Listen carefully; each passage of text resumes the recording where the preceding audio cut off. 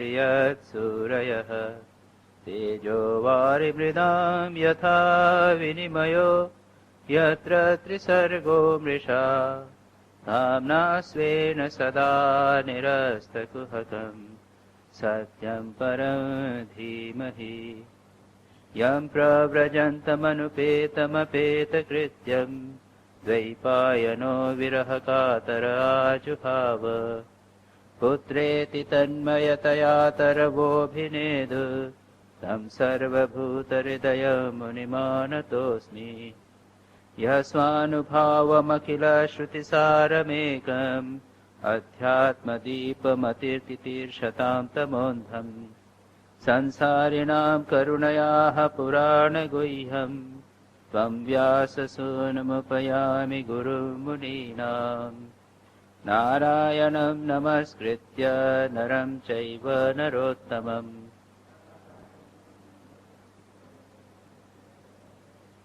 देवीं सरस्वतीं व्यासं ततो जयमुदीरयेत्।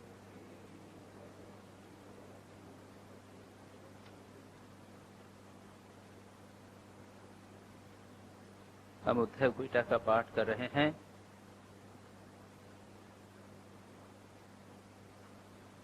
उद्धव ने भगवान से एक प्रश्न किया था। पहले तो उन्होंने पूछा था कि ये तत्व क्या हैं। कोई बोलते हैं कि 21 तत्व हैं, कोई बोलते हैं 24 हैं, कोई कहते हैं 28 हैं, पुरुष हैं, प्रकृति है, पंच महाभूत हैं।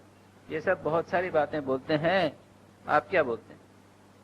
और संक्षेप में मैंने आपको समझा दिया था कि भगवान कहते हैं भाई सभी ठीक है। प्रत्येक बुद्धिमान व्यक्ति ने, सभी विद्वानों ने, सभी ऋषि मुनियों ने अपने चिंतन के अनुसार इन तत्वों का डिविजन किया है। ये हो गया। उसके बाद में उद्धव ने एक प्रश्न किया था पुरुष और प्रकृति के संबंध में।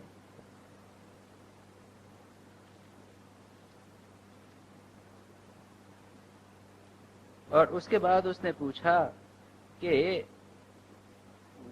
ये जो संसार में आवागमन है ये कैसे होता है। जो लोग भगवान के विमुख हैं, जो भगवान में मन नहीं लगाते हैं, जो भगवान में मन लगाते हैं वो तो भगवान मृत्यु के बाद में भगवान के लोक में चले जाते हैं और मुक्त हो जाते हैं। लेकिन जो भगवान में मन नहीं लगाते हैं, ततः परावृत ध्येयः, आपसे में मन नहीं लगाने वाले व्यक्ति वह अपने कर्मों के द्वारा उच्च लोक में, ऊंची योनि में, स्वर्ग आदि योनि में, देवता योनि में या फिर नीचे वाली योनि में, इसमें जाते हैं। और आप ये बताइए कि ठीक से जो आत्मज्ञान से रहित हैं ऐसे व्यक्ति इसको नहीं समझ पाते हैं, कृपया इसका रहस्य मुझे बताइए।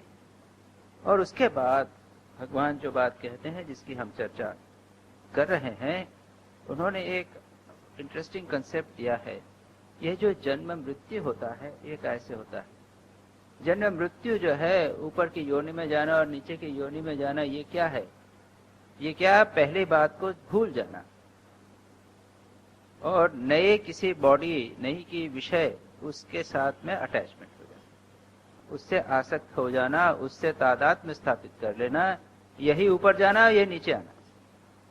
यही भगवान कहते हैं मनः कर्ममयम नृणाम इंद्रिय पंचभि युक्तम लोकात् लोकान प्रयाति अन्य आत्मा तदनुवर्तते। यह जो मन है यह कर्मों से बना हुआ है। कर्म के संस्कार सबकॉन्शियस माइंड में रहते हैं जिसे हम कहते हैं, और कर्मों के संस्कार के अनुसार वह 5 इंद्रियों के साथ में लोकों से एक लोक से दूसरे लोक में जाता है। मैंने कहा था कि इंद्रियां जो हैं ये मन में ही रहती है। ये तो हमारे बाहर की इंद्रियां जो हैं रिसेप्टिकल्स मात्र है। तो इसके साथ में यही है लिंग शरीर, मन और इंद्रियों का समूह। यह लिंग शरीर कहा जाता है या सूक्ष्म शरीर कहा जाता है। इसके साथ आत्मा यूनाइट हो जाता है और आना जाना उसका प्रतीत होता है। आत्मा तद अनुवर्तते, उसके पीछे जाता है। और यह जो आत्मा मन जो है वह इंद्रियों के साथ कैसे, विषयों के साथ कैसे संयुक्त होता है उसका वर्णन करते हैं। ध्यान मनो अनुविषयान दृष्टान व अनुश्रुतान, सुने हुए या अनुभव किए हुए विषयों का चिंतन करने से क्या होता है? उत्सत सीदत कर्म तंत्रम स्मृति तद अनुशाम्यति। नए विषयों पर आप चिंतन करने लगे, पुराने विषयों को भूल गए। और एक उसके बाद में अनुसंधान यही विषयों को धीरे धीरे उसकी स्मृति, पुराना चिंतन वो सब नष्ट हो जाता है। और मैंने दृष्टांत देते हुए कहा था कि मनुष्य का इस शरीर में ही कैसे नया जन्म होता है। मैंने इस बात को कही थी कि किस प्रकार से एक नया जन्म होता है। एक लड़की का विवाह होकर जब अपने ससुराल में जाती है तो कहते हैं वो अपना उसको आइडेंटिफिकेशन चेंज कर लेती। वो शास्त्र में कहते हैं, माँ शारदा के जीवन में भी है कि वो जब राधु बड़ी हुई तो कहने लगे इसको परगोत्र कर दो। परगोत्र यानी उसका नाम चेंज कर दो, बिकॉज इसको शादी कर दो। तो उसके पीछे भाव क्या है? परगोत्र यानी थोड़ा आइडेंटिफिकेशन कंप्लीटली चेंज हो जाएगा। वो भंडारी फैमिली की नहीं रहेगी, अब बत्रा फैमिली की होगी। Completely change. यह क्या हुआ? एक प्रकार का नया जन्म। संस्कारों के जार हम लोगों का नाम बदल गया, संन्यास के बाद नाम बदल गया, आइडेंटिटी बदल गई। हम हमारे पेरेंट्स के साथ संबंध नहीं, श्री रामकृष्ण के साथ संबंध। तो इस प्रकार से भगवान कहते हैं कि स्मृति जितनी भूल जाएगी, यह होकर नया जन्म हो गया। विषय अभिनिवेशेन न आत्मानं यत् स्मरेत् पुनः जंतोर्वै कस्यचित् हेतो मृत्यु अत्यंत विस्मृति। देवताओं शरीर में जब किसी देवता शरीर में या किसी पशु शरीर में बहुत अधिक आसक्ति जब हो जावे, तल्लीनता हो जावे, तो उसको पूर्व शरीर के जन्म का शरीर का स्मरण नहीं रहता। और इस स्मरणीय शरीर को भूलना ही मृत्यु।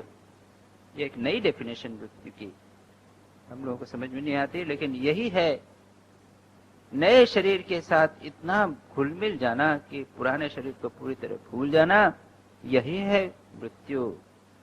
उसके बाद कहते हैं, जन्म तो आत्मतया पुंसः सर्वभावेन भूरिदः विषय स्वीकृति पाहु यथा स्वप्न मनोरथ। इसके बाद आगे कहते हैं, यहां तक हमने कल पाठ किया था, उसके बाद आगे करते हैं, पिछली बार किया था उसको।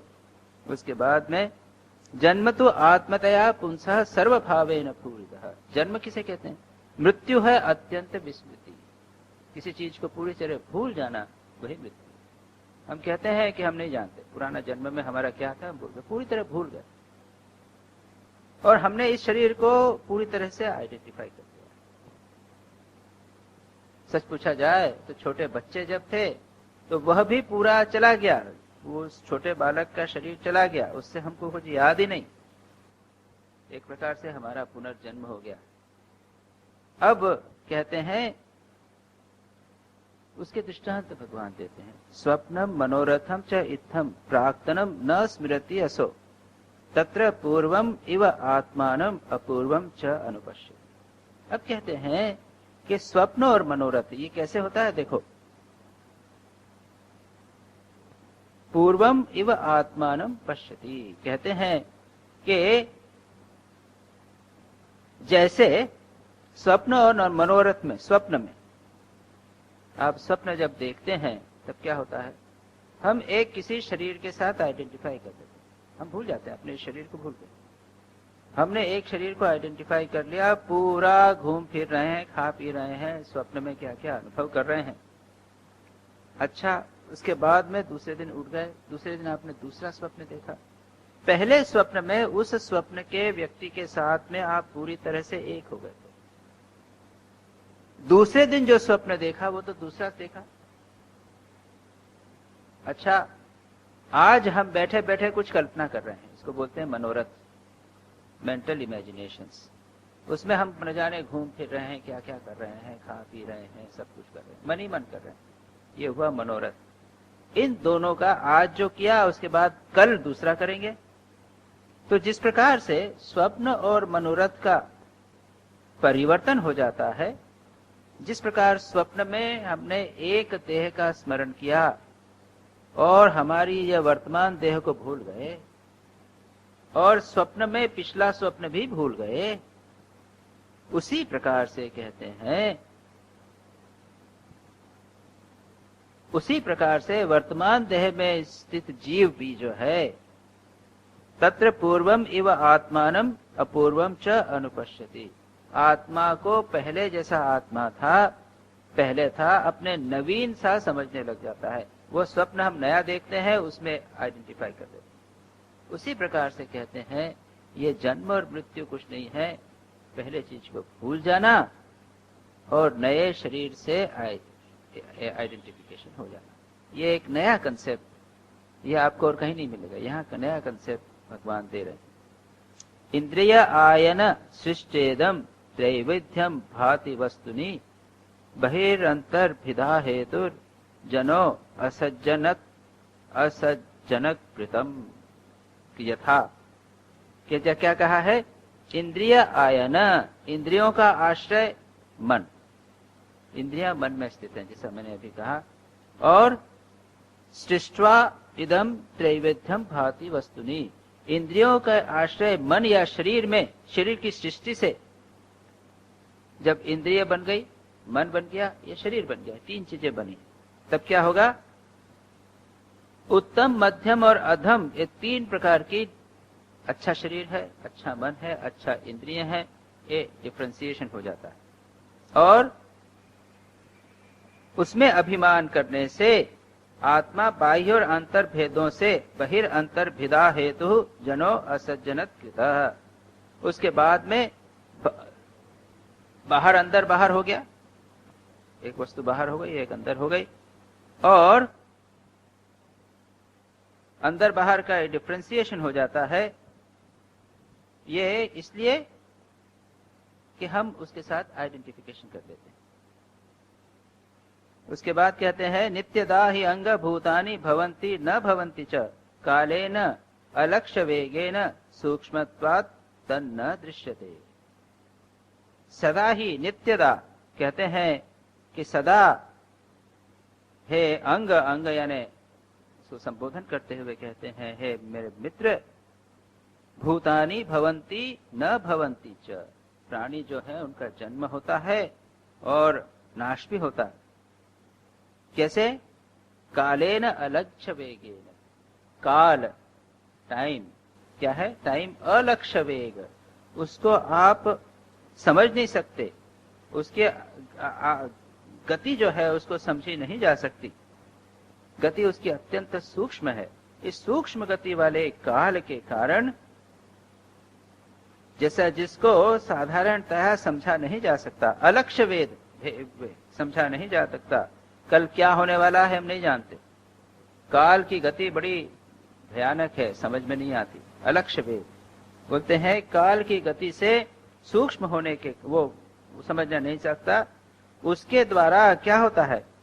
प्राणी उत्पत्ति को प्राप्त करते हैं, भवंती न भवंती, उत्पत्ति को प्राप्त करते हैं और नाश करते हैं। सूक्ष्मत्वात् न दृश्यते, ये हमेशा कंटिन्यूअसली हो रहा है, लेकिन हम इसे देख नहीं पाते। अब यहां से एक दूसरी बात, जन्म और मृत्यु उन्होंने क्या बताया, थोड़ा सा रिवाइज फिर से कर ले। किसी शरीर विशेष से को भूल जाना, उसको मृत्यु कहा, और किसी नए शरीर से आसक्त हो जाना, उसको जन्म। एक बात अब भगवान कहते हैं कि प्राणी प्रति क्षण जन्म ले रहे हैं और प्रति क्षण नष्ट हो रहे हैं काल के कारण। टाइम, इनएक्सॉरेबल टाइम, इम्परसेप्टेबल टाइम जिसे समझा नहीं जा सकता, उसके कारण यह परिवर्तन निरंतर हो रहा है, लेकिन लोग उसको अत्यंत सूक्ष्म होने के कारण देख नहीं पाते। अब इसको थोड़ा सा देखने का एक ये बहुत महत्वपूर्ण विषय है, और इसके ऊपर बौद्ध धर्म का बौद्ध सिद्धांत लगभग इसी सिद्धांत के ऊपर आधारित। बौद्ध कहते हैं कि कोई भी चीज स्थायी नहीं है, सभी निरंतर परिवर्तनशील है, निरंतर परिवर्तन हो रहा है। जन्म मृत्यु जिसे हम कहते हैं वह चलता जा रहा है। इसी का दृष्टांत भगवान अगले श्लोक में कहते हैं, यथार्चिषाम स्त्रोतसाम च फलानाम वा वनस्पतेः तथैव सर्वभूतानां वयो अवस्थादयः कृताः। जिस प्रकार अर्चिषाम, अर्ची एक दीपक जला हुआ, हम लैंप जलाते हैं ना, अब यह जो दीपक जल रहा है, वो कहते हैं देखिए लौ वैसी की वैसी है। उसका जो लैंप है, अगर आपको कवर कर रखिए तो एक लैंप लौ जलती रहेगी, लेकिन क्या वह लौ वही है कि बदल रही है? प्रति क्षण बदल रही है कि नहीं? वहां पे तो नया तेल जल रहा है। दूसरा दृष्टांत देते हैं स्रोत सा, गंगा। कोई नदी, गंगा खास करके बड़ी नदी देखिए तो देख रहे हैं कि रोज जाते हैं, वही गंगा है, वही घाट है, उतना ही लेवल पानी का है। बारिश आई तो तूफान, वो जब फ्लड्स आते हैं तो पानी बढ़ गया, लेकिन बाकी तो लेवल वही रहता है। वही गंगा, क्या वही गंगा है? प्रति क्षण पानी बदल रहा है, लेकिन हम कहते हैं वही गंगा। तीसरा दृष्टांत देते हैं फलानाम च वनस्पते है, वृक्षों के फूल, फल, वनस्पति, इनका क्या है? कंटिन्यूअसली चेंज हो रहा है। तो फूल उग रहा है, बड़ा हो रहा है, उसके बाद में वो पूरा होकर मुरझा जाएगा, या फल होगा, बड़ा होगा, पूरा होगा, पक जाएगा और समाप्त हो जाएगा। निरंतर उसके अंदर परिवर्तन हो रहा है। तथा एव सर्वभूतानां, उसी प्रकार समस्त प्राणियों में निरंतर कंटिन्यूअसली जो शरीर है वह परिवर्तित हो रहा है। हमारा ये शरीर आप जो देख रहे हैं, ये है मेडिकल साइंस के अनुसार 12 वर्ष में पूरा बदल जाता है। एक भी चीज 12 वर्ष पहले जो थी मेरे शरीर में नहीं रहेगी। हड्डी स्थायी सबसे अधिक रहती है, उसमें भी जो कैल्शियम डिपॉजिट रहता है वो पूरी तरह बदल जाएगा, वो अंदर चला जाए। जो आरबीसी है उनकी उम्र शायद 120 दिन, पता नहीं कितने दिन रहती है। जो डब्ल्यूबीसी है उनकी 15 दिन, इस तरह की उम्र रहती है। कंटिन्यूअसली बिल्कुल निरंतर परिवर्तन होता चला जा रहा है। यानी मृत्यु तो हो रही है, निरंतर मृत्यु हो रही है, निरंतर जन्म हो रहा है, नई चीज आ रही है, नई जन्म आ रही है। लेकिन प्रवाह के कारण सोयम दीपो अर्चिषाम यद्वत् स्तोतसाम तदिदम जलम सोयम पुमानिति नृणाम मृषा गीर्धिर मृषायुषाम। लोग क्या कहते हैं? ये तो वही दीप है, दीप वही है, यही दीप है। अभी 5 मिनट पहले तो यही दीप था, इसी दीप को जला रखा है। यही नदी है, गंगा वैसी की वैसी है, वही नदी है। फिर कहते हैं यही जल है। जैसा यह उन्हीं ज्योति का दीपक है, प्रवाह का, यह वही जल है, ऐसा समझना और कहना स्वयं पुमान, यही पुरुष है, यही व्यक्ति है। ये वही पुरुष है, ऐसा समझना। जिस प्रकार नदी का पानी जैसे पूरी तरह बदल गया, उसी प्रकार से ये शरीर निरंतर बदल रहा है, लेकिन उसको ये कहना कि ये वही शरीर है, उसी प्रकार से वो मिथ्या। इस प्रकार पानी को कहना कि ये वही पानी। और लेकिन ऐसा कौन बोलते हैं? मूर्ख लोग, मृषागी, जिनकी बुद्धि अविवेकी है। मृषा यानी झूठ बुद्धि वाले, जिनकी बुद्धि में विवेक नहीं है, ऐसे विवेकी लोगों का यही कहना है कि वह वही मनुष्य है। और कैसे हैं ये? मृषायुषाम, व्यर्थ में जिन्होंने जीवन व्यतीत किया। जो लोग इस तत्व को नहीं समझते हैं उनको भगवान कहते हैं मृषा आयु।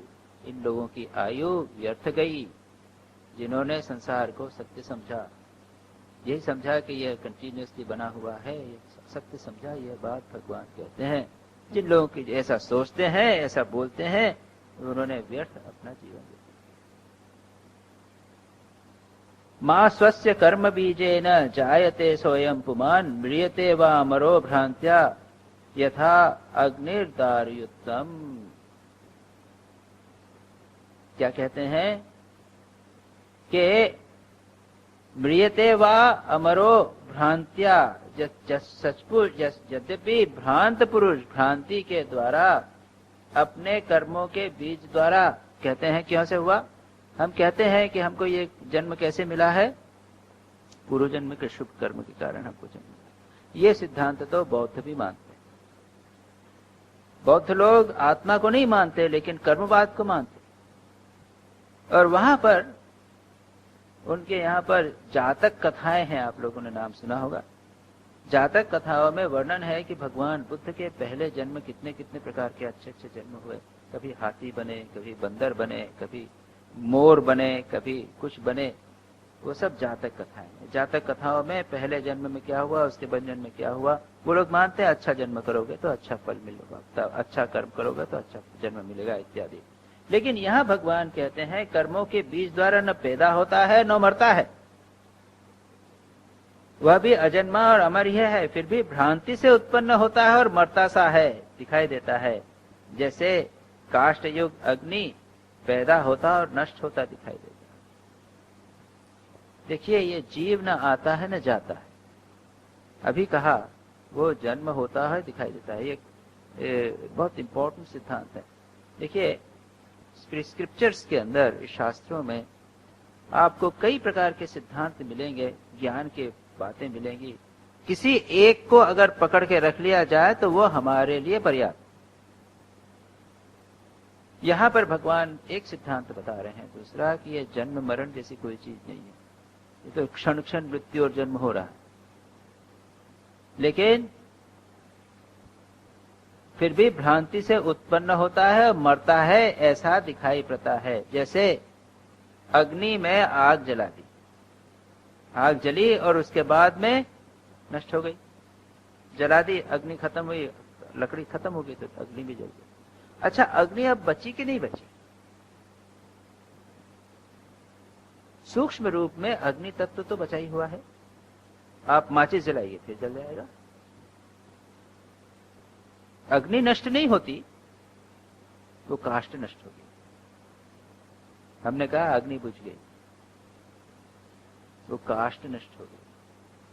उसी प्रकार से आत्मा बना ही रहता है, यह शरीर में मरना और जीना चलता है।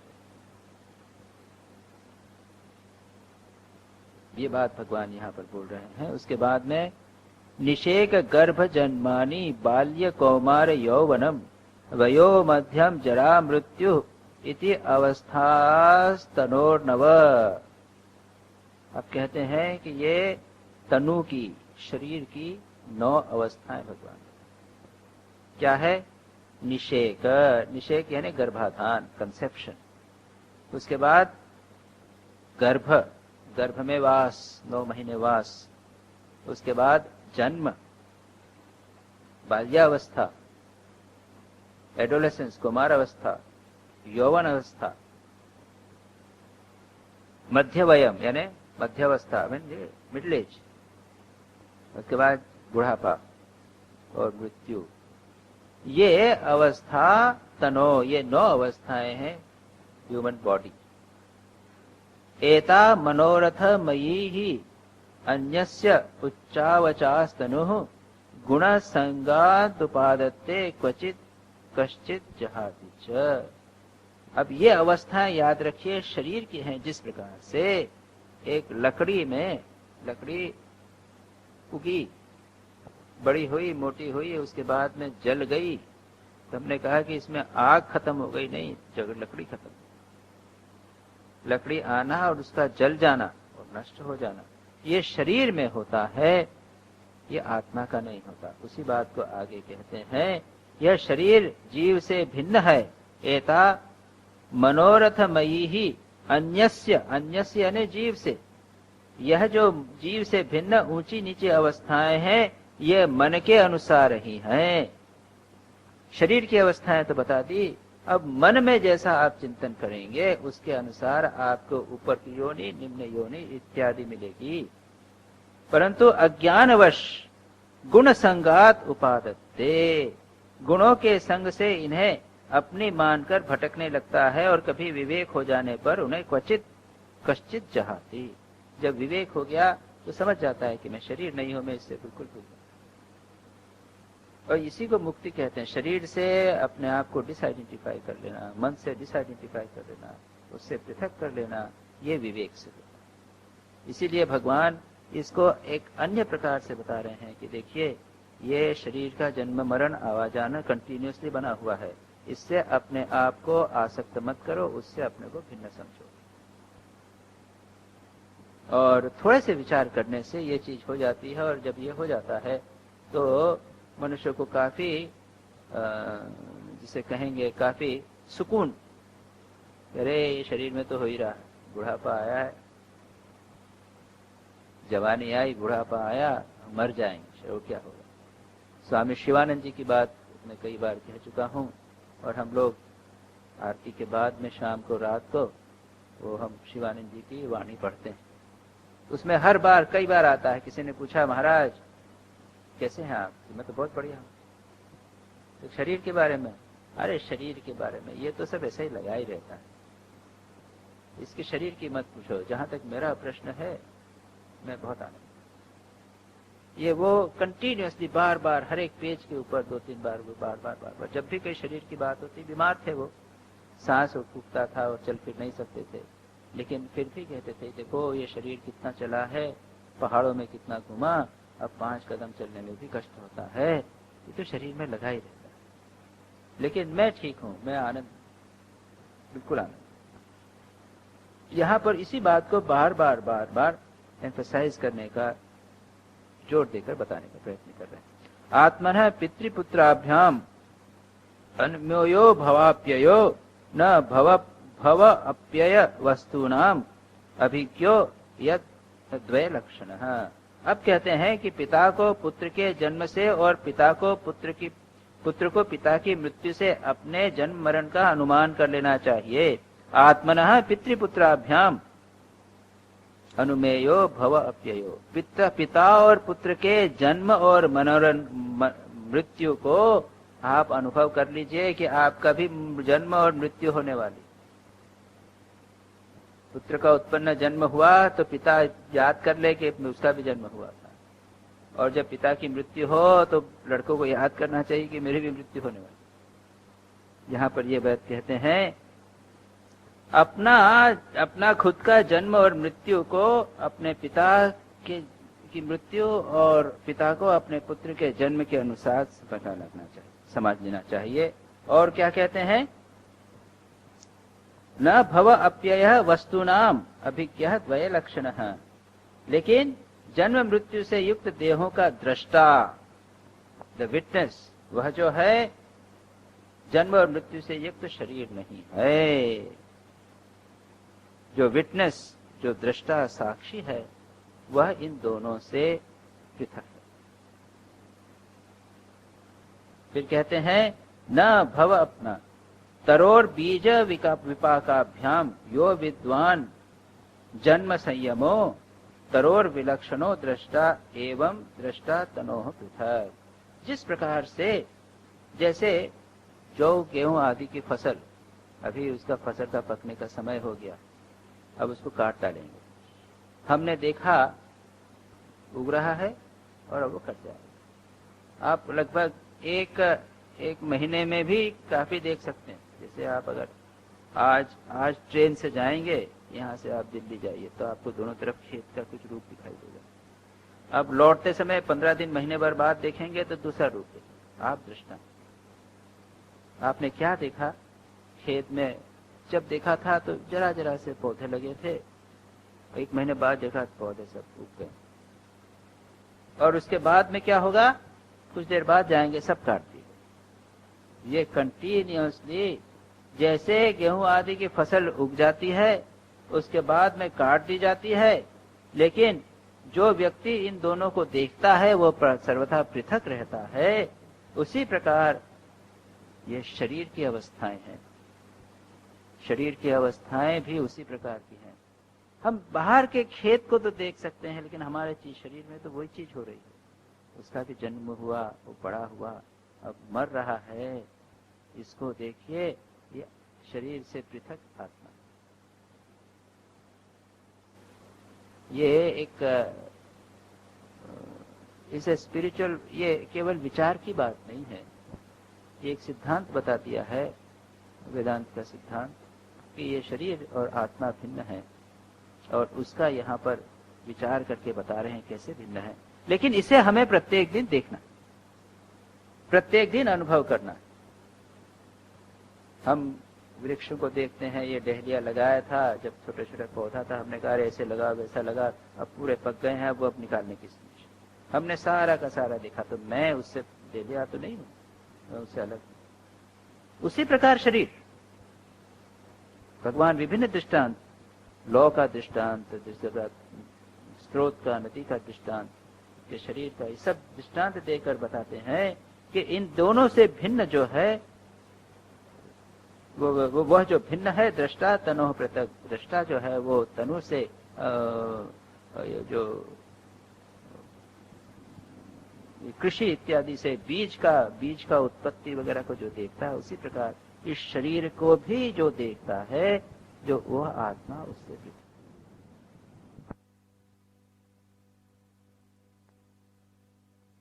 दोनों को मिला हुआ समझकर विवेचन नहीं कर पाते ऐसे व्यक्ति, वे उसे उनके तत्वतः अलग, उनसे एक दूसरे से आत्मा और प्रकृति अलग है, या तत्वतः नहीं समझ पाते। तत्वेन स्पर्शतमूढ़ः, उस तत्व को न समझने के कारण, और स्पर्शतमूढ़ः, स्पर्शतमूढ़ः इंद्रियों के स्पर्श यानी विषय भोग, उसमें उसके कारण सम्मूढ़ होकर, विषय भोग में अगर आप व्यक्ति जितना अधिक लग जाता है, उतना बॉडी कॉन्शियसनेस हो जाता है। इसीलिए बार बार कहा जाता है कि विषयों से दूर रहो। विषयों से अगर हम लड़ने लगेंगे तो हम अपने शरीर को आत्मा समझने लग जाएंगे, शरीर के साथ अपने आप को नहीं कर सकेंगे, साक्षी नहीं बन सकेंगे। इसलिए यहाँ पर कहा है कि विवेक न करने के कारण विषय भोग में सच्चा सुख लगता है और उसी में मोहित रहते हैं। इसीलिए संसारम प्रपंचते, संसार का आवागमन बहुत इंपॉर्टेंट सिद्धांत यहाँ पर बता दिया। और फिर कहते हैं सत्व संगात ऋषीन देवान रजसासुर मानुषान तमसा भूत तेजस स्वम भ्रामितो याति कर्मभिः। ऐसे व्यक्ति जो देह को अपने से पृथक नहीं समझते, ऐसे व्यक्ति सत्वगुण से ऋषि या देव बन जाते हैं, रजोगुण के कारण असुर या मनुष्य बनते हैं, और तमोगुण के कारण भूत या तिर्यक योनि प्राणी जानवर जो रेंगते हैं, करते हैं, जानवर योनि अपने कर्मों को करते हैं। क्यों? क्योंकि वह देह से अपने आप को आसक्त है। मैंने कर्म किया, जैसा कर्म किया है जैसा कर्म। अगर देह से आसक्ति न हुए तो यह होगा नहीं। और जो पूछा था ना, उद्धव ने यही प्रश्न पूछा था कि कैसे होती है ये आना आवागमन, कैसा होता है? ये उच्चावचान देहान गृणंती सृजंती, ऊपर की देह में और नीचे गेट में कैसे जाते हैं, ये बताइए। नचिकेता ने यमराज से प्रश्न किया था, आप लोग कहानी वो सब जानते हैं। 12 वर्ष का 14 वर्ष का बच्चा, उसके पिता ने उसको श्राप दिया कि क्या यमराज के पास चला गया। तब क्या हुआ? वो गया वहां पर, यमराज नहीं थे, 3 दिन तक एब्सेंट थे यमराज। उसके बाद जब आए तो उसने 2 वर मांगे, 3 वर मांगने को कहा, और जो तीसरा वर था आप सब जानते हैं, उसने पूछा कि ये बताइए कि मरने के बाद उठा करके प्रश्न किया है कि ये ऊपर की योनि में निम्न योनि में कैसे गए। तो पहले तो यमराज ने उसको भोग बताया, भोग लेना है, स्वर्ग में चले जाओ, ये सब पत्थराए मिलेंगे, यान से घूमोगे, सारा संसार का सारा धन तुम्हें दे दूं, 1000 साल की जीवन दे दूं, उसने बहुत 100 साल वाले तुम्हें जो है जितने दिन चाहो तुम जीवित रहो। इतना जब कहा तो नचिकेता ने कहा कि ये कितने दिन है, जब तक मृत्यु है तब तक कभी न कभी तो मरना पड़ेगा, और ये भोग जो है कुछ दिन तक रहते हैं, उसके बाद न वित्तीय न और धन से भी कोई संतुष्ट नहीं होता, और भोग आज तक कोई भोग से संतुष्ट नहीं हुआ। ये क्या किया? यमराज ने टेस्ट किया और देखा कि यह व्यक्ति जो है, ये क्या कहा है, वह इंद्रियों के स्पर्श सम्मूढ़ नहीं है, इंद्रियों के भोग में आसक्त होने वाला व्यक्ति नहीं है। तब ये मेरी बात समझ सकेगा। और उसके बाद में भगवान दो बातें कहते हैं, यमराज को दो बातें कहते हैं। पहली बात कहते हैं कि देखो बेटा, तुमने जो प्रश्न किया है वो प्रश्न ठीक नहीं किया। क्यों? न जाए कि यह जो आत्मा है न मरता है न जीता है। तुमने प्रश्न किया मरने के बाद क्या होगा, और जिसका मरण नहीं है उसके बाद क्या होगा उसको। ये आत्मा न मरता है न जीता है। ये किसमें होता है? ये शरीर में। आत्मा नहीं मरता, शरीर का जन्म होता है वगैरह, और फिर आगे चलकर उसके बाद तत्व का उपदेश होते। यह जो शरीर है, ये शरीर में जो कुछ होता है आत्मा का कुछ नहीं कर सकता उपदेश। और उसके बाद में कहते हैं दूसरा उत्तर यह है कि अगर शरीर में आसक्ति हो गए तो यथा कर्म यथा श्रुतम, जैसा कर्म होगा योनि मन्ये प्रपद्यन्ते शरीरत्राय देहिनः स्थानुमन्ये संयन्ते यथा कर्म यथा। अन्य योनि में जाते हैं, अन्य कोई देवता योनि में जाते हैं, मनुष्य योनि में, तिर्यक योनि में, पशु योनि में जाते हैं, और कुछ लोग स्थानों, कुछ लोग जड़ हो जाते हैं, पेड़ की योनि में चले जाते हैं। जैसे यथा कर्म, जैसे उनके कर्म होते हैं और जैसा शास्त्र में लिखा है उसके अनुसार। भगवान यहाँ पर उसी बात को कहते हैं। तो अर्जुन, उद्धव ने प्रश्न किया था, वो इसी प्रकार का प्रश्न किया था कि बताइए कि ये जन्म ऊपर नीचे की योनि में कैसे जाते हैं। भगवान कहते हैं कि जो लोग स्पर्श सम्मूढ़ है, जो मूर्ख है, आत्मा में आसक्त है, यही सत्व गुण यदि हो गया अधिक तो ऋषि बन जाते हैं या देवता बन जाते हैं। भगवान गीता में कहते हैं कि अर्जुन ने पूछा कि आप ये बताइए कि जो योग भ्रष्ट है उसका क्या होता है। उसने बहुत साधना की, सब ध्यान खूब किया और उसके बाद में कोई योग टेम्परेशन हो गया, बहुत तो उसको न घर का रहा न घाट रहा, उसको न स्वर्ग मिला न मोक्ष मिला न संसार का भोग मिला, सच्ची नो उभय विध्वस्त, दोनों तरफ से चला गया। क्या तो भगवान कहते हैं कि बात में जो है नाम मुख्य गिरा कर सकती जो व्यक्ति कल्याण उसने कल्याण किया, सुख जीवन की एक दो फौज से, एक दो खुशियों से वो नाश की प्राप्त क्या होता है। प्राप्य पुण्य किसान होगा, किसी शास्त्र किया है वो पुण्य लोक में जाएगा, अच्छे घर में। उसके बाद नाम की मकान के लिए उसके बाद में सज्जन लोगों के घर में या धनी लोगों के वहाँ पर पुनः जन्म होगा और पुनः स्मृति के कारण जो उसने किया है उसके लिए से वो आगे बढ़े। ये किसके लिए? जो अपने को शरीर के साथ आसक्त हो चुके हैं, जो शरीर को अपने नहीं समझते, शरीर को सशक्त समझते हैं, वो समझते हैं कि शरीर में तो ये प्रवाह की तरह से नदी में पानी बह रहा है, इस तरह प्रवाह में जिक्र हो रहा है। उसमें ऐसे लोगों के लिए ये बात नहीं है। जो लोग शरीर में आ सकते हैं वो सत्वगुणी यदि हो गए तो ऋषि बन जाते हैं या देवता बन जाते हैं। यदि रजोगुणी है आ सकते हैं या शरीर को सच्ची समझते हैं कि मैं ऐसा हूँ, वो क्या हुआ, या तो असुर हो जाते हैं या तो राक्षस से बन जाते हैं या फिर मनुष्य जन्म लेते हैं।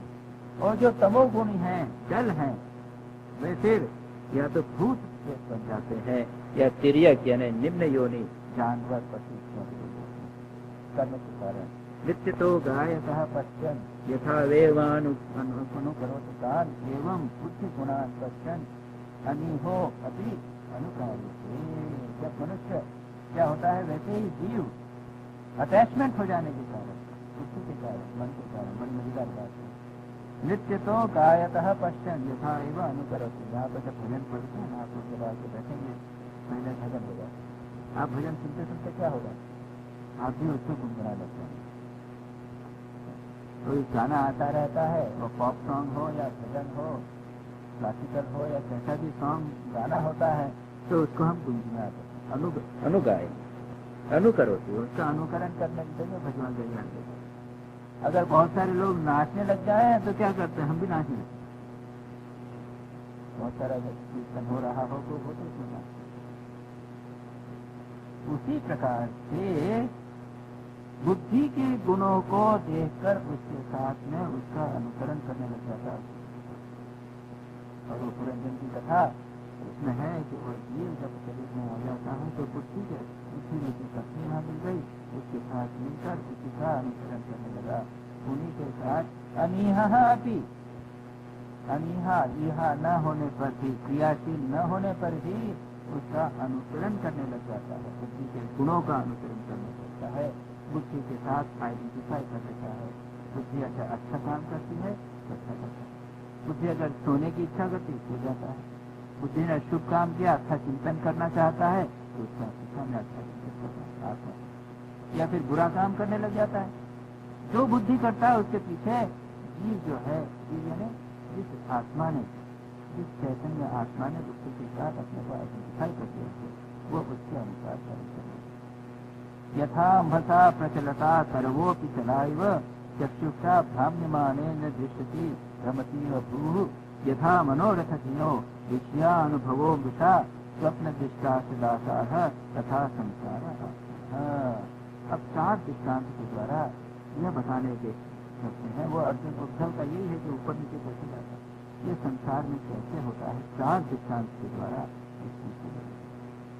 पहला करते हैं, यथा अम्भसता प्रचलता, जैसे नदी नाले तालाब में जल के होने गिरने पर क्या आता है, सर्वः अपि चला, सरु पेड़ का वृक्ष है वहां पर और पानी में लहरें आई तो जो पेड़ का प्रतिबिंब है वो चलायमान दिखाई दिया। अच्छा, या फिर आप बच्चे थे ना हम लोग, तो क्या करते थे कि वो पहले खुद घूम जाते है ना, उसके बाद बैठ जाते थे, तो क्या कहता था चीजें घूमने वाले थे, क्या होगा आपको सब कुछ दूर से आप पहले बैठ के ऐसे खूब घूम जाएंगे, खंबा पकड़ के ऐसा खूब घूम जाएंगे, तो उसके बाद बैठ जाए तो क्या होगा, सब चीजें घूमती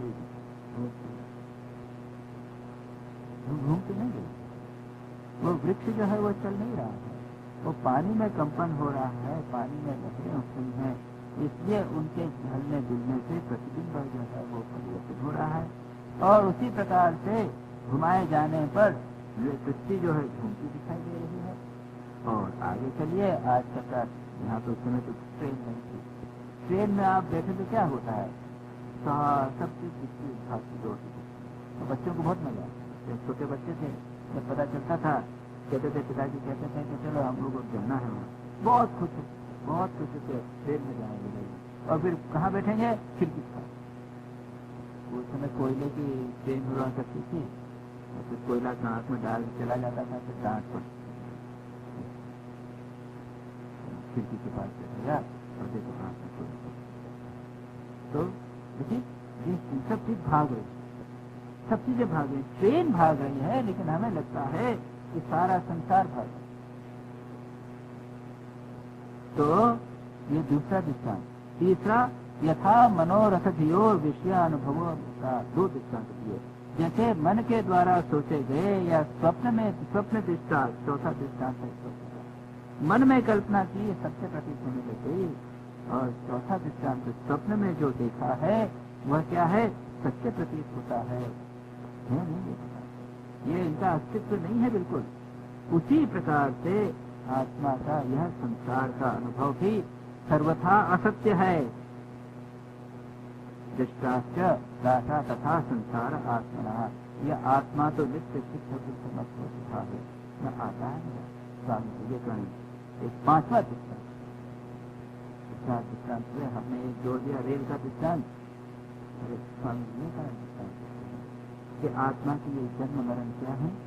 ये मानो एक किताब है, किताब का एक पकड़ है, एक पढ़ता है, ये मैंने पढ़ा, फिर दूसरा सोचता, ये एक चैप्टर दूसरा चैप्टर, आत्मा का ये जन्म जो है उसी प्रकार से आत्मा बनने का होता है, इससे कोई संबंध। ये 6 दृष्टांत हो गए, इसके द्वारा आत्मा शुद्ध बुद्ध मुक्त स्वभाव है, लेकिन इस सब का अनुभव करता है। ये सब का सब असत्य है। मृषा दासारह, जिस प्रकार से यथा विषय अनुभवो मृषा, स्वप्न में मनोरथ में जो विषय का अनुभव है वह मिथ्या है, उसी प्रकार ये संसार की मिथ्या है। आत्मा को और कुछ फिलोसफी यहाँ पर लेकिन फंडामेंटल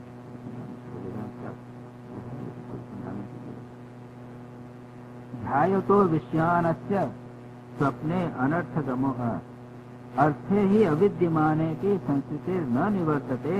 ध्यायतो विषयानस्य स्वप्ने अनर्थगमो यथा, जिस प्रकार से स्वप्न में प्रार्थ, स्वप्न में आपने बहुत सारा खराब सपना देखा, कई बार कितने खराब सपने आपने डर लगता है, आपने एक खराब बुरा सपना देखा और घबरा रहे हैं, बच्चे तो चिल्ला जाते, बच्चे स्वप्न और जागृत को सेपरेट नहीं करते, लेकिन हम सेपरेट कर पाते हैं। जब उठते हैं तब तो लगा, जब उठ जाते हैं तब अरे सपने चला गया, तो लगता है वाह थैंक गॉड। जैसे स्वप्न में अर्थ विषय के विद्यमान न रहते हुए भी वह स्वप्न बना रहता है और जागने पे ही नष्ट होता है, उसी प्रकार से यह जगत अविद्यमान होते हुए भी, विषयों के सत्य होने पर भी, न होने पर भी संस्कृति न निवर्तते। ये संसार का चक्र निवर्तित नहीं होता। क्यों? ध्यायतो विषयों का चिंतन करने से, विषयों के सत्य न होने पर भी उनका चिंतन करने से यह जन्म मृत्यु का संसार कभी निवृत्त नहीं होता।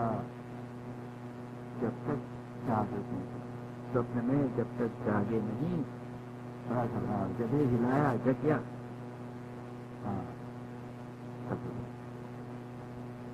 इसके बहुत सारे दृष्टांत यहाँ पर, स्वप्न के दृष्टांत, राजा जनक का दृष्टांत, श्री राम कृष्ण का दृष्टांत, किसान का, एक किसान ज्ञानी किसान था, बूढ़ी उम्र में उसको एक पुत्र प्राप्त हुआ, काफी आसक्त।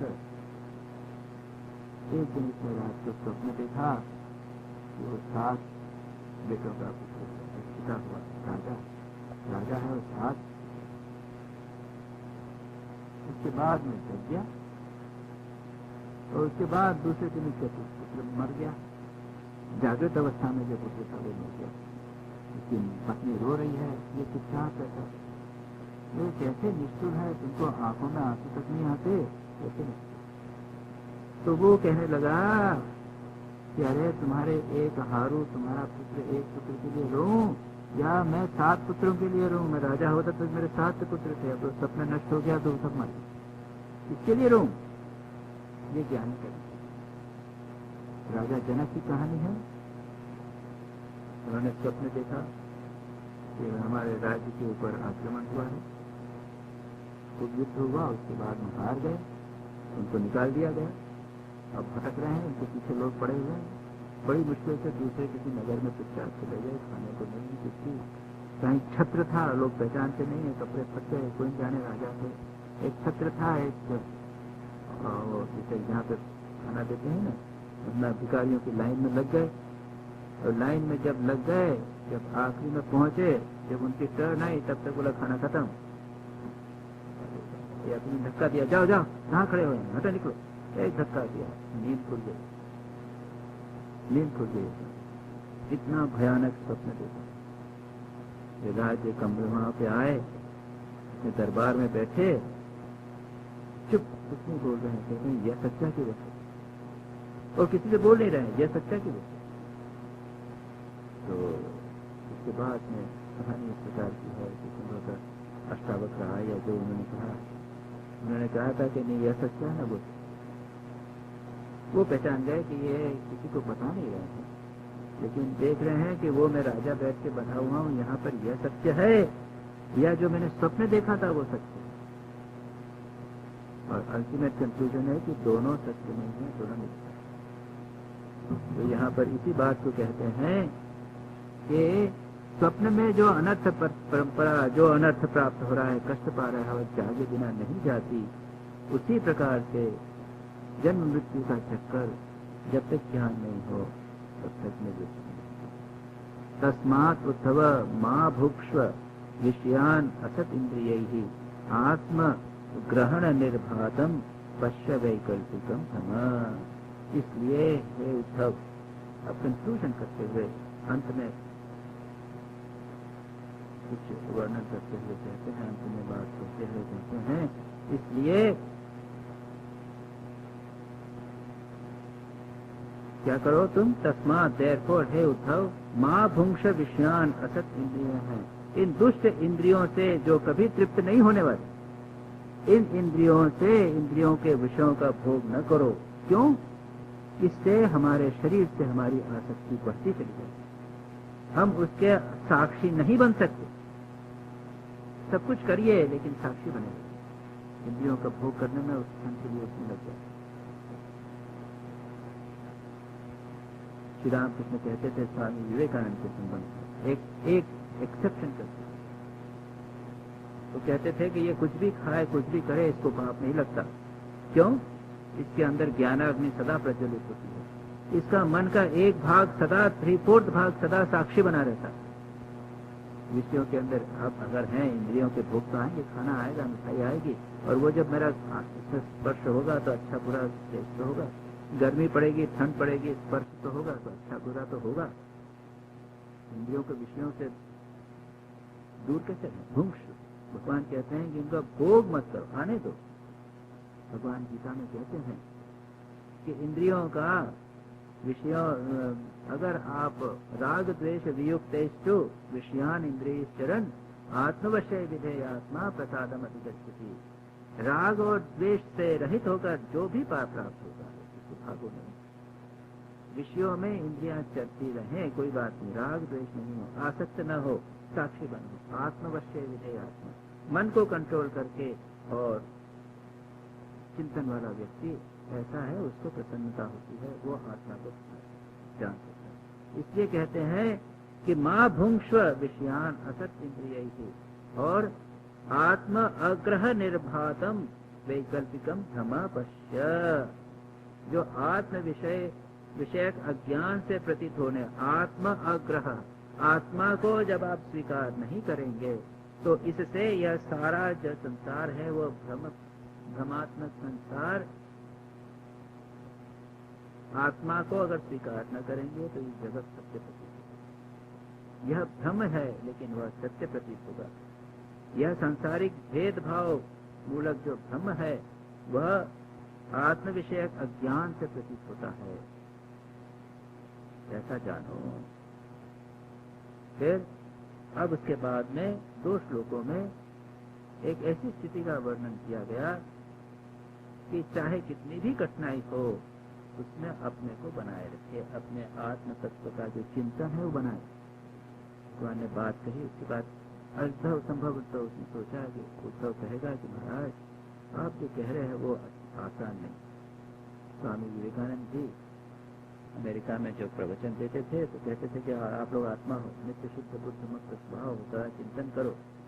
फिर कहते थे कि ये इतना आसान नहीं है। अभी तो आप चिंतन कर रहे हो कि मैं न जन्म लेता हूँ न मरता हूँ, कुछ नहीं होता है, मैं आत्मा नहीं हूँ, मैं मन शरीर नहीं हूँ, मन नहीं हूँ, मैं सच्चिदानंद रूप शिवोहम हूँ। और सड़क पे जाते ही किसी ने गाली दे दी तो क्या होगा? चेहरा लाल हो जाए। किसी ने पत्थर मार दिया तो लगता है कि साले को मार डाल, ऐसा गर्म हो जाता है। तो क्या हुआ? इसने अभी तक बोल रहे थे I am divine. Swami Vivekananda कहते हैं हमेशा सोचो कि तुम ब्रह्म हो। Each soul is potentially divine. It is a blasphemy to tall कि मैं मनुष्य को मनुष्य बोलना पाप है, मनुष्य तो भगवान है। वो स्वामी विवेकानंद का मेन सिद्धांत है। वो कहते हैं कि अगर इस सिद्धांत को बता दिया और दूसरे समय किसी ने गाली दे दी तो क्या हो जाता है? कहाँ गए भगवान? सब गायब हो जाते। भूख लगी तो क्या होगा? भगवान सब गायब हो जाते। जब काम को लोग अटैक करेंगे तब सब गायब हो जाता। क्या करें? उसी बात को भगवान यहाँ कहते हैं क्षिप्तो अवमामितो असत्ति प्रलब्धो असूयतो अथवा ताड़ितः सन्निबद्धो वा विद्या वा परिहापितः निश्चितो मूर्तितो वा अज्ञै बहुविधे प्रकम्पितः श्रेयस्कामः कृच्छ्रगतः आत्मना आत्मानम् उद्धरेत् आत्मानम् उद्धरेत्।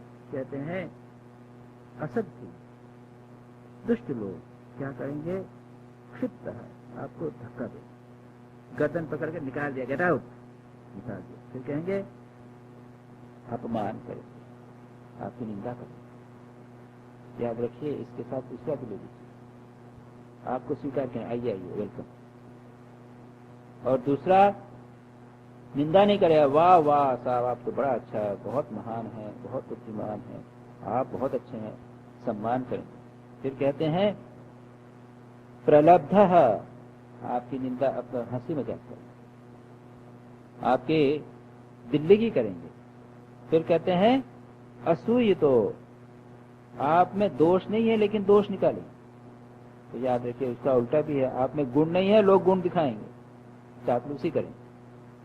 चापलूसी करने वाले और दोष देखने वाले, दिखाने वाले, दोनों प्रकार के लोग होंगे। फिर क्या कहते हैं ताड़ितः, मारेंगे पीटेंगे, लोग कष्ट देंगे। याद रखिए संतों के जीवन में ऐसा आता है, बहुत दृष्टांत, संतों के जीवन को पढ़िए, लोगों ने खूब कष्ट दिया। शिबली, उनको तो पीटा, खूब पीटा। जुनैद हल्लाज थे, उनको खूब पीटा, अंत में सूली पे चढ़ा दिया, लेकिन फिर भी बोलते रहे अनल हक, अनल हक मैं भगवान, आई एम आत्मा, डिवाइन। तो पीटे, बांधे, सन्निबद्ध, बांधे, या फिर वाह वृत्या वा परिहापितः, आपको आपका धन छीन लिया, आपकी जो नौकरी से निकाल दिया, आपकी आजीविका छीन ली।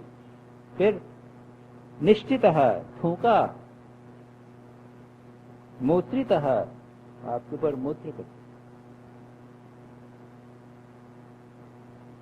दृष्टांत आते हैं, कई फिलोसोफर्स के दृष्टांत आते हैं जो कहते थे कि आई एम डिवाइन, ये जगत जो है मिथ्या है, अभी बात नहीं सब, ये बाहरी जगत जो है स्वप्नवत है। किसका है याद नहीं आ रहा है, फॉरेन में ग्रीक फिलोसोफर का, वो कहा हाँ खूब मारा पीटा, खूब कष्ट दिया, सब तरह के कष्ट दिए। उसके बाद पूछा क्यों, ये जगत मिथ्या है, ये स्वप्न है क्या, कि हाँ, yes is a dream but painful dream, लेकिन है स्वप्न ही है। ये जो अभी बात की वही उसका दृष्टांत, वो पेनफुल ड्रीम है, ड्रीम स्वप्न है, लेकिन ये कष्टपूर्ण स्वप्न है, लेकिन है स्वप्न, उसको मैं सिद्धांत। सोक्रेटिस, सुकरात को कितना कष्ट दिया गया, कितने लोग हैं उनको कितना कष्ट दिया गया। उसके बाद में वे ताड़ितः वा प्रघात निश्चित व अज्ञेय ही, अज्ञानियों के द्वारा बहुविधे, कई प्रकार से कष्ट दिए जाने पर भी। शिबली पर लोग पत्थर मारते, शिबली भी कहते थे, वो जुनैद अपने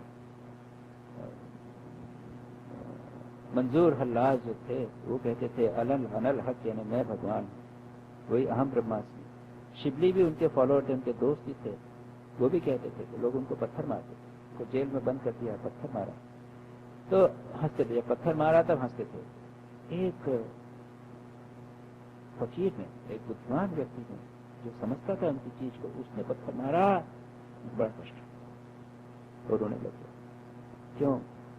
उन्होंने कहा कि देखो ये जो लोग मूर्ख हैं, ये मुझे नहीं समझते, ये मुझे नहीं समझते, मेरे सिद्धांत को नहीं समझते, मेरी मनस्थिति को, मेरे रियलाइजेशन को नहीं समझते हैं, ये लोग मेरे पत्थर मारे, मुझे कोई कष्ट नहीं, मैं जानता हूँ नहीं। लेकिन एक व्यक्ति जो समझदार है, जानकार है, सब चीज समझता है, उसने मुझे पत्थर मारा, उससे उन्होंने कोई कष्ट। यहाँ कहा गया है अज्ञेय है, अज्ञानी व्यक्तियों के द्वारा बहुत प्रकार से कठिनाइयां देने पर भी, कष्ट देने पर भी।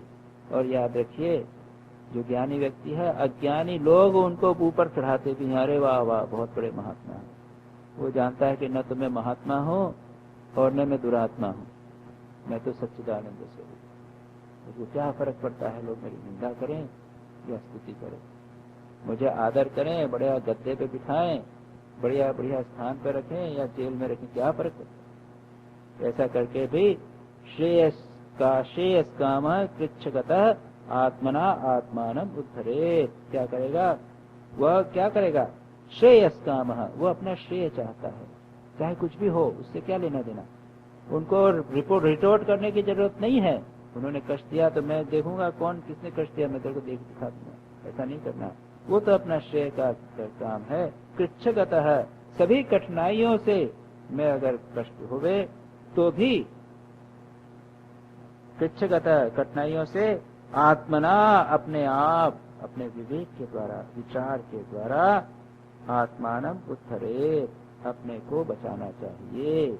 आत्मदृष्टि के द्वारा ही अपने को बचाना चाहिए। बहुत इम्पोर्टेंट। विचार के द्वारा, आत्मदृष्टि के द्वारा, भगवान का चिंतन करके अपने स्वरूप में प्रतिष्ठित होकर इन सारी चीजों से अपने को बचाना चाहिए। ये बात यहाँ पर कही, बहुत इंपॉर्टेंट। तो 2-3 बातें यहाँ पर कही गई। आवागमन कैसे होता है, ये संसार चक्र, ऊपर नीचे की योनि में कैसे जाना होता है, ये सब भ्रम है।